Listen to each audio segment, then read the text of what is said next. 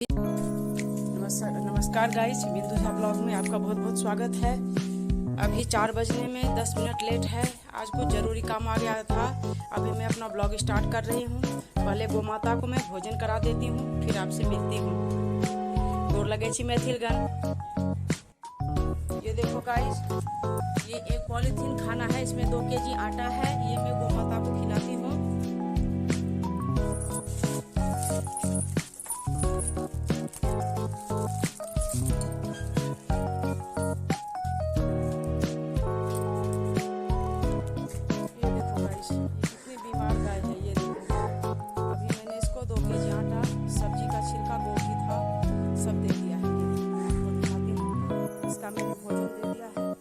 इसे मैं पानी पिलाऊंगी। ये देखो, ये सारा इसका खाना है। ये इतना खाएगी, पानी पी लेगी तो ये संतुष्ट हो जाएगी।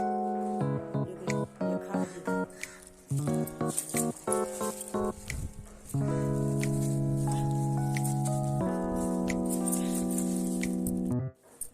ये देखो गाइस, मैंने इसे खाना दे दिया। खाना सारा खत्म कर दिया, थोड़ा बचा है। पानी भी दे दिया है मैंने इसको। अब खाना खा के पानी पी लेगी, ये खुश हो जाएगी। खाना खा लिया है, पानी रखा है।